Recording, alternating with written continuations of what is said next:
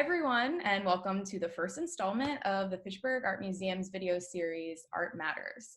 This series will feature voices of artists, staff, and community members discussing the ways that artwork in our exhibitions and collections engage with the world around us. We'll be exploring questions like, why does this work matter right now? And how does this work help us see differently, even beyond the walls of our museum? I'm Marjorie Rawle. I am the Tirana Assistant Curator here at the Fitchburg Art Museum. And today I'm so excited to be joined by one of the incredible artists featured in our After Spiritualism exhibition, Juan Sánchez. Sánchez is a Brooklyn-based artist, activist, and educator whose body of work explores his identity and Puerto Rican heritage through a variety of media. Juan, thank you so much for being here.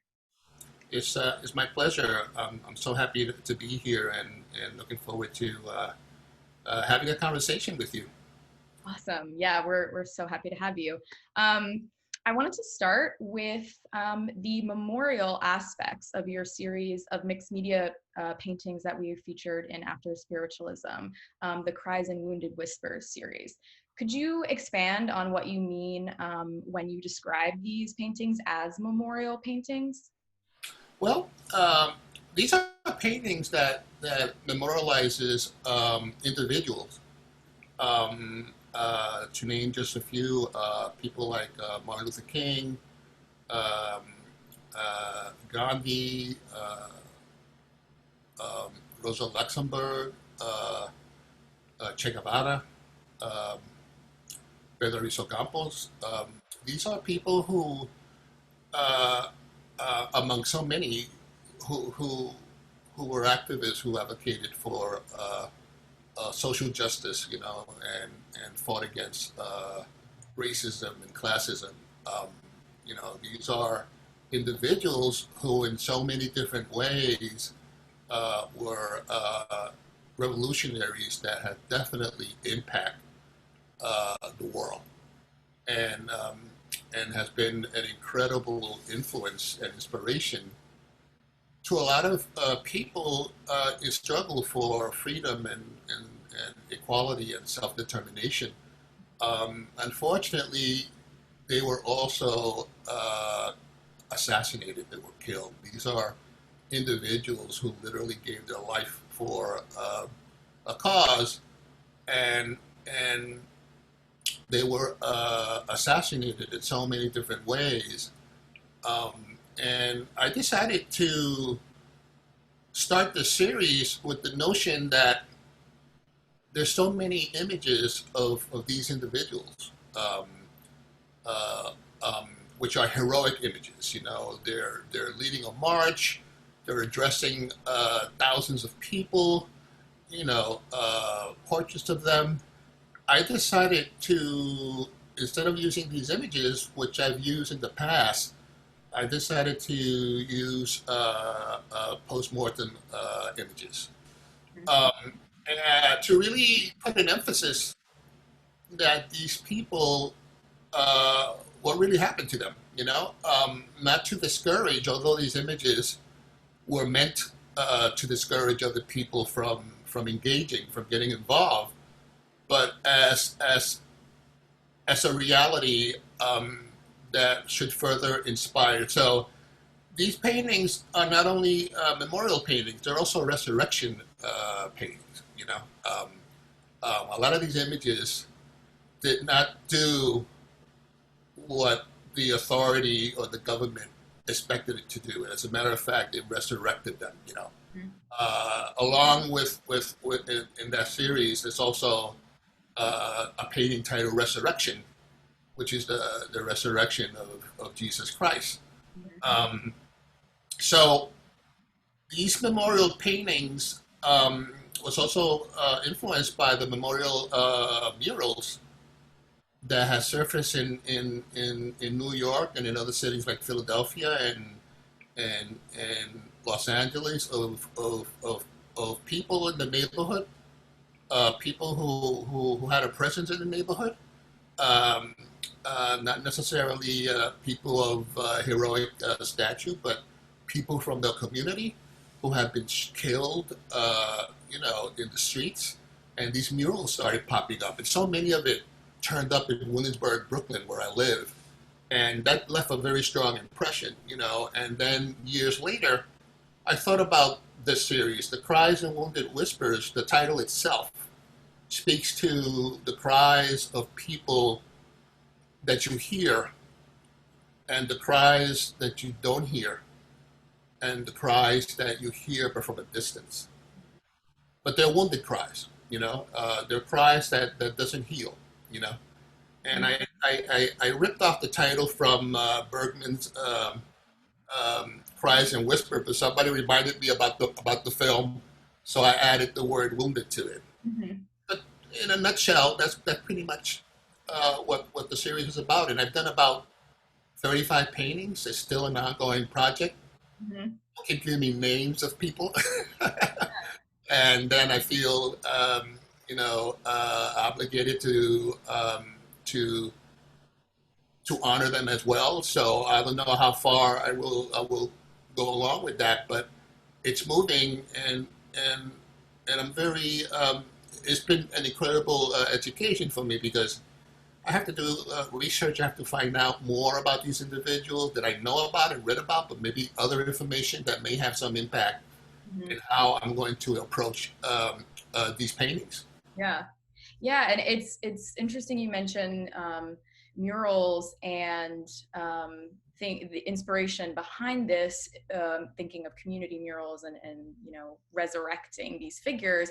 And I wonder if you see the series as engaging with the, you know, renewed rethinking of public monuments and this discussion that has now come up again into the spotlight. And do you see this series in dialogue with rethinking the way we memorialize collective history and the way that you know, sort of monuments and memorials function in public spaces?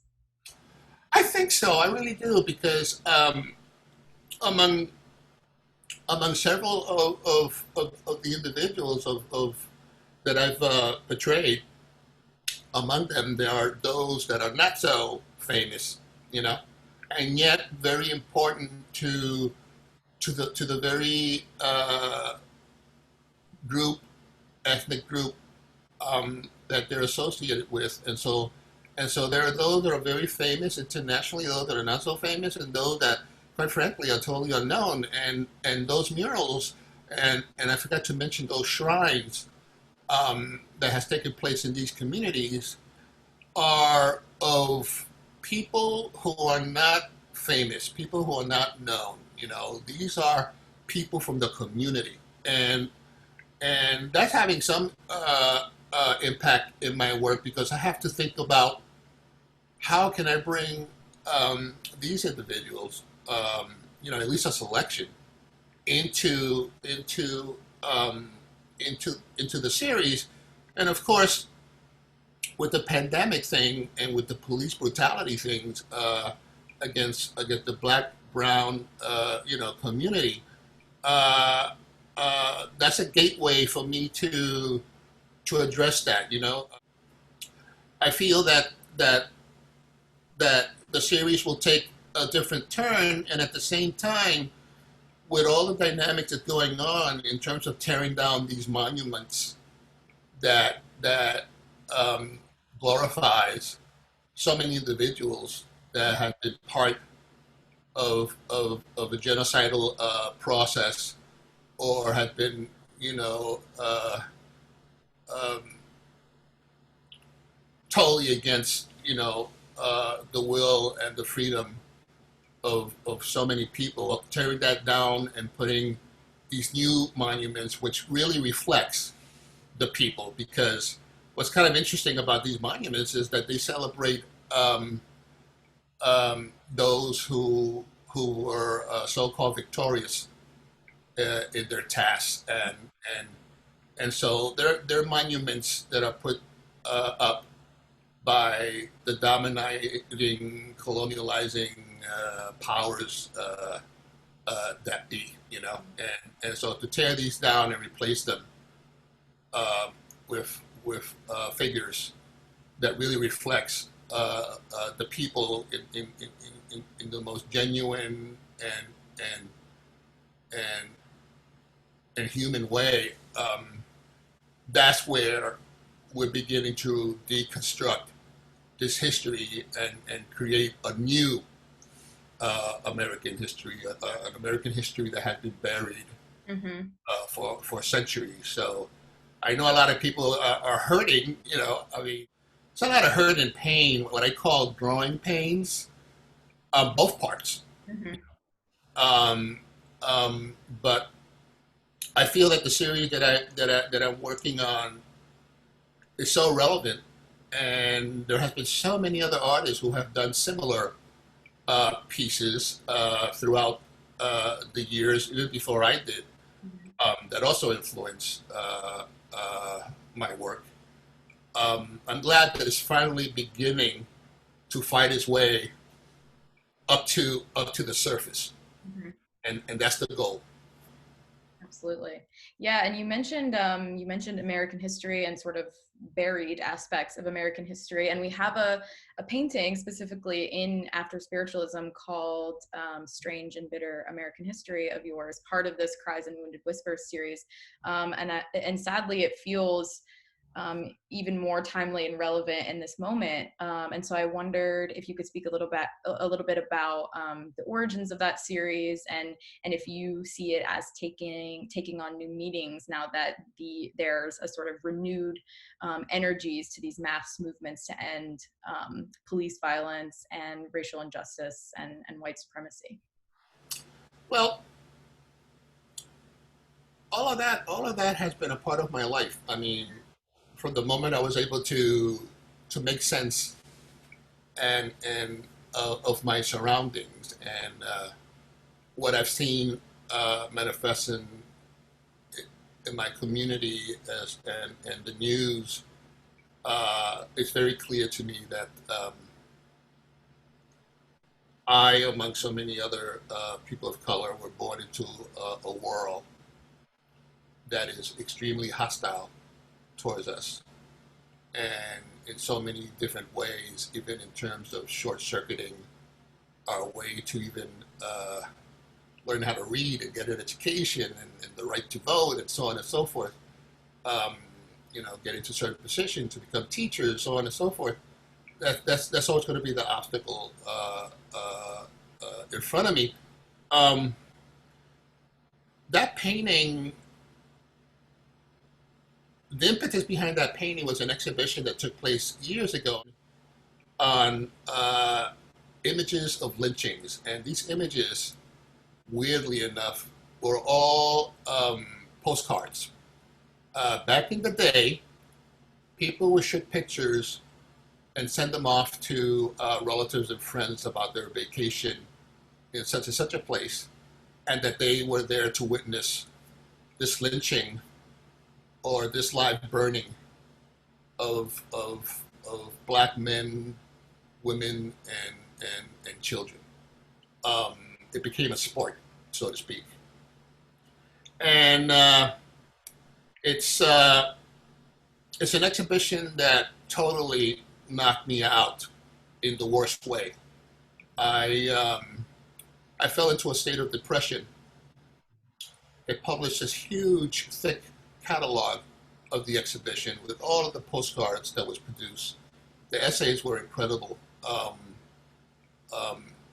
in terms of historical information.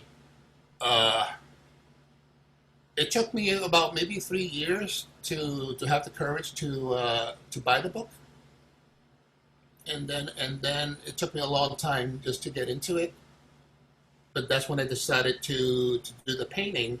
I already been working on the series, and I started scanning a lot of the reproduction and using that as a collage background. At the same time, I've incorporated the lyrics to the song "Strange Fruit," which was made popular. It was the first time that it was recorded in 1939 by Billie Holiday, and so I with oil pastel wrote the lyrics on the surface of this collage, of course, there's this crucifix in the middle, which gives more exposure to these images. And I saw the lynching as a crucifixion, as crucifixions. And on top of that, I also put a quote by John Brown, who was a preacher and an abolitionist, who in the worst way fought against slavery. Later was captured and executed.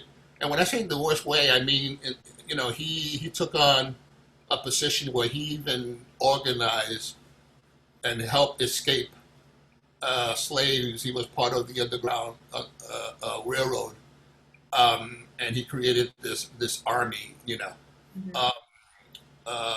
And everything he said was always cited by various parts of the Bible. So a very passionate white abolitionist. So some of his text is also incorporated into the painting, and it's the kind of painting where there's so many layers that you have to really get in there and look at the details, and that's where these lynch images start surfacing, and the text starts surfacing as well.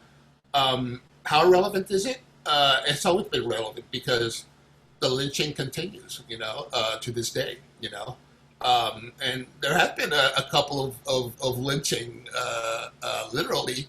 But the lynching continues in terms of the shooting and the brutalization of men as well as women in the hands of the police, which has become which has always been a paramilitary group. I mean, the starting of that was to chase after escaped slaves, and protect the neighborhood, so-called, after the emancipation.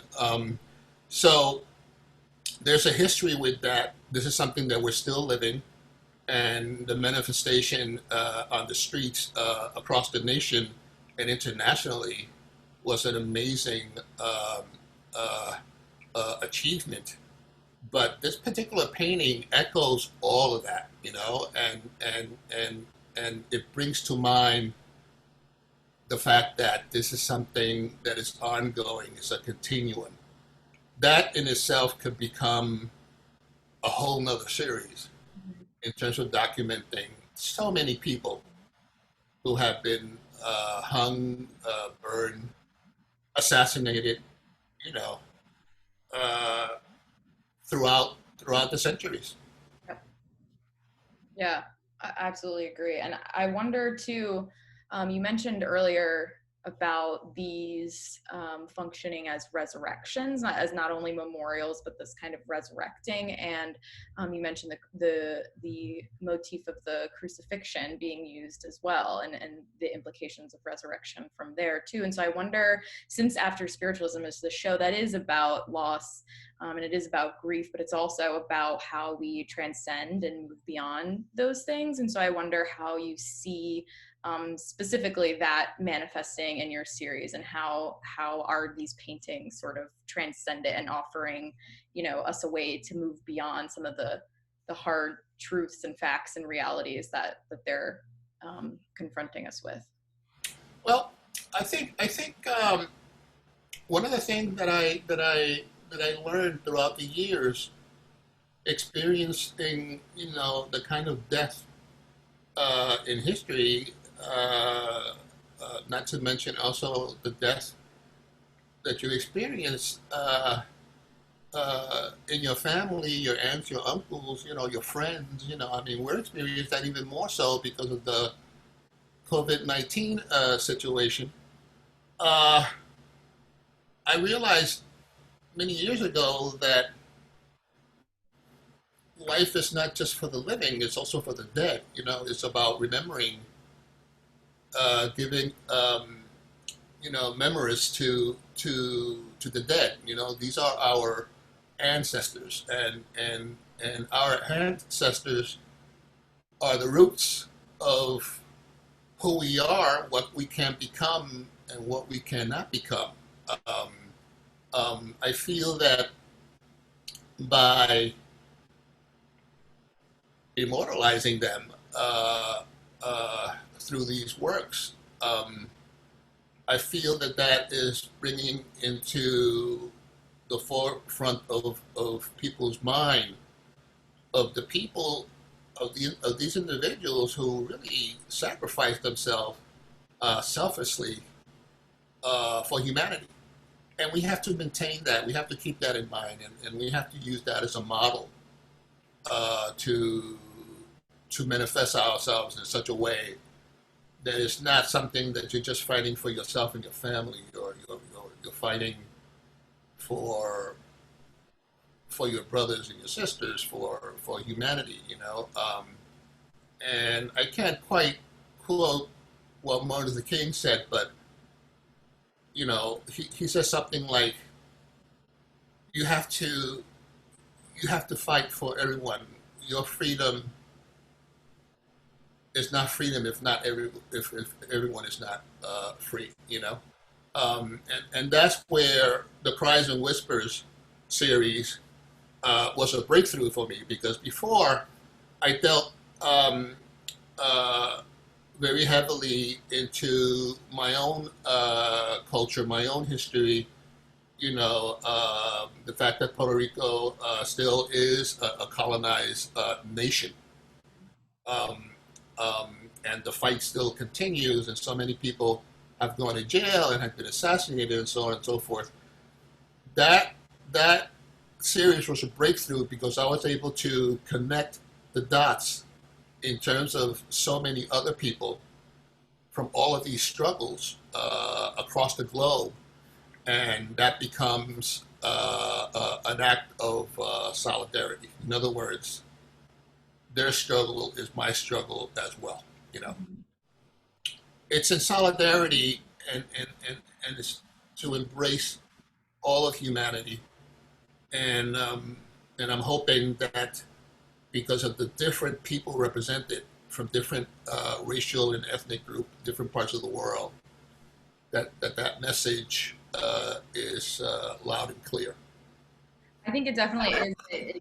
To me, one of the most powerful parts of it is this tension between they feel deeply personal and intimate, and at the same time speaks, across cultures and across time and across, the globe in this kind of collective way. So it's very personal and very public and shared at the same time. And, that's even more relevant right now because of what you said. The COVID-19 pandemic is sort of this thing we're all experiencing in our own ways at personal levels, and it is also something that's impacting the entire globe. So I wonder if specifically the situation that we're in right now of the pandemic has impacted your thinking specifically on the series.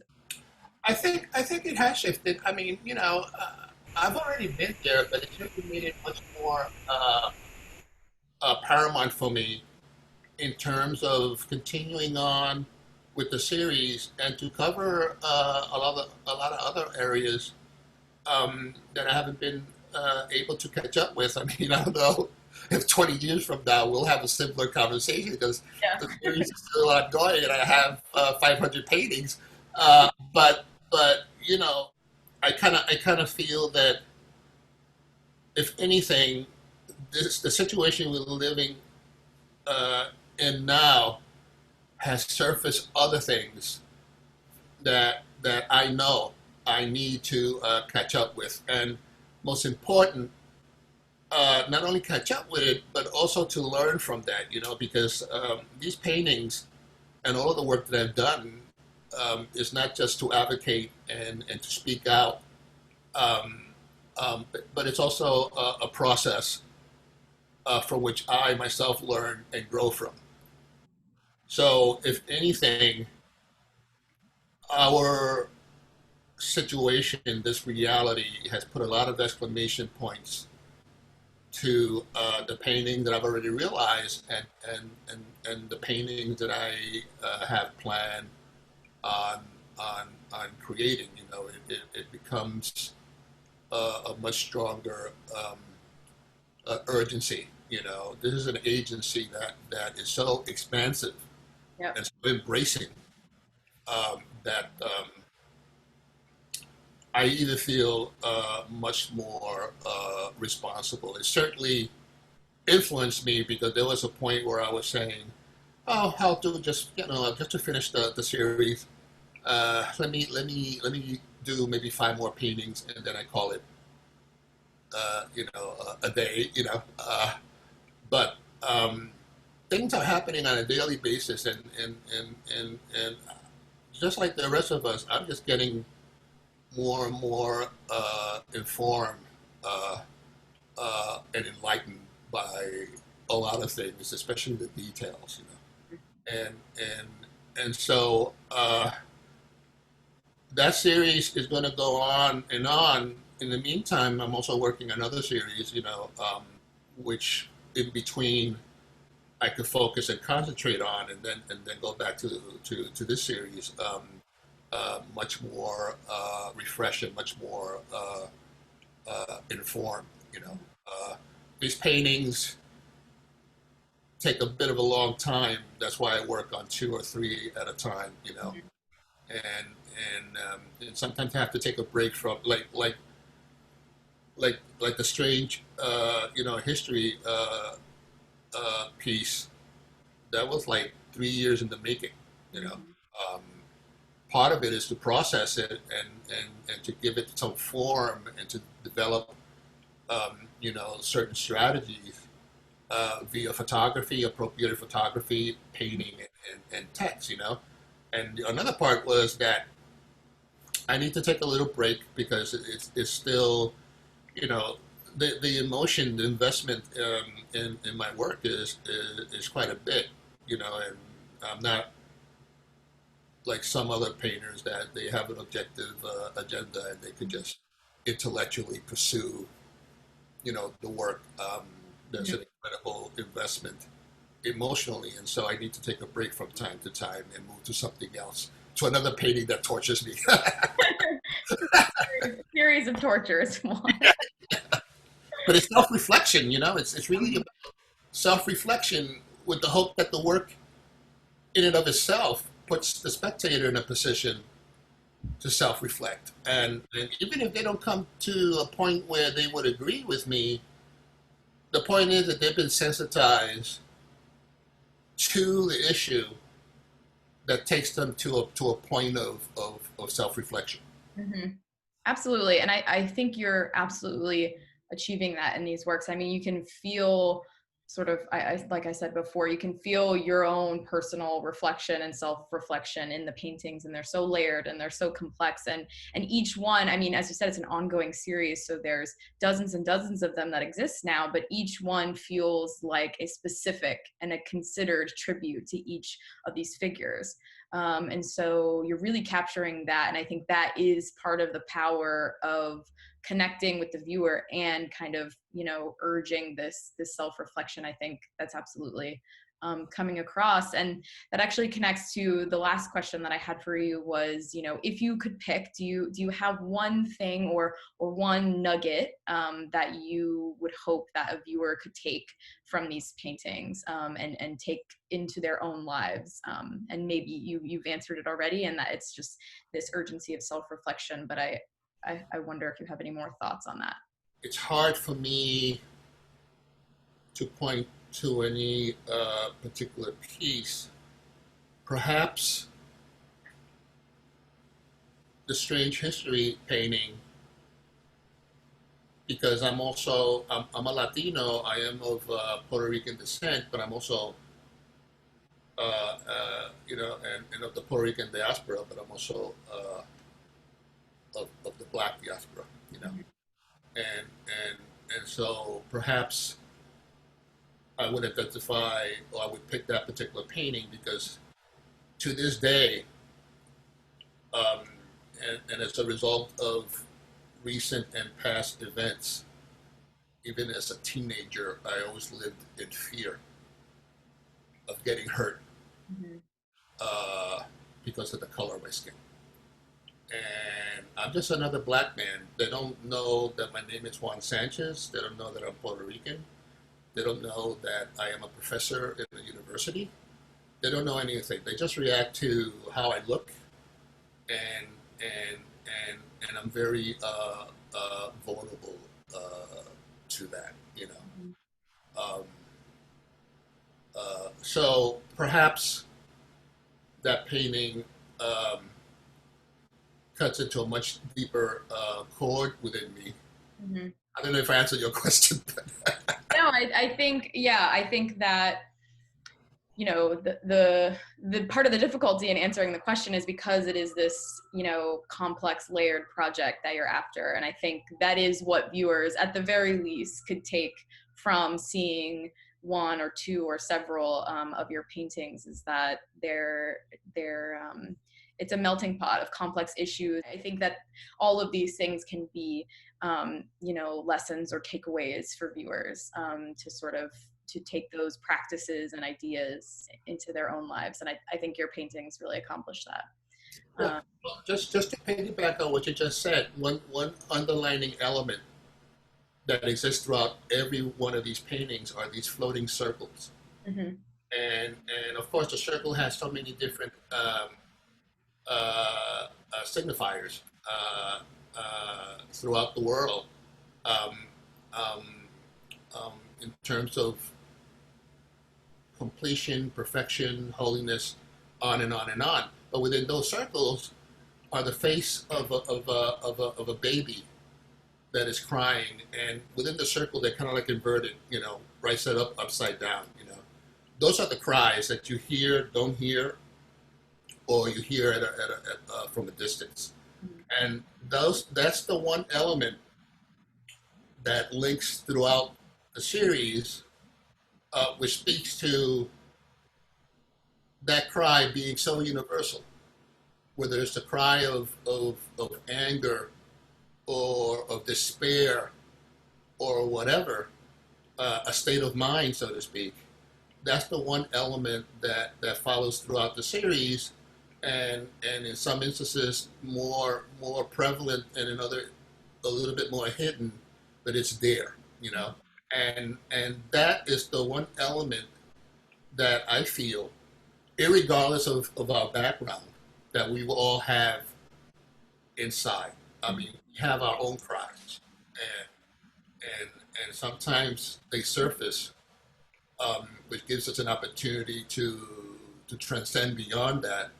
And other times, it's so deeply in you that that has an impact in terms of your state of mind and the kind of decisions you make, and the anger and the sadness, and and and often the bitterness that we all hold inside of us. How can we bring that to the surface and look at it in a very truthful way, you know, and then transcend that, grow from that, you know. In a way, we're all living our own personal death. How can we resurrect ourselves, you know, be born again? Mhm. How can we do that, you know? And I'm just kind of praying that maybe that series touches on that as well. Absolutely. I really think that it does. And I think that's a beautiful place to end. And Juan, I thank you so much for your time, for your work and for your insights. I think that your work and your words here that you've shared with us have definitely proven why art matters. And so I thank you very much for that.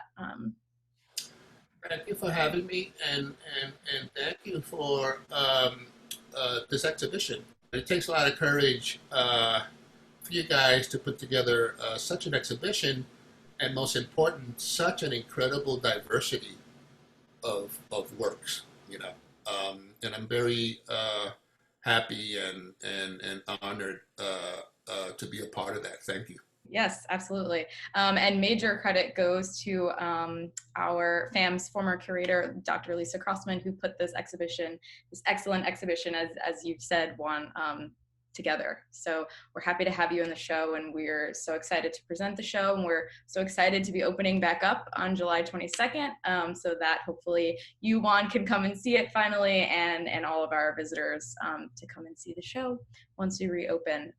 So thank you again, Juan, and I'll talk to you soon. Okay, thank you.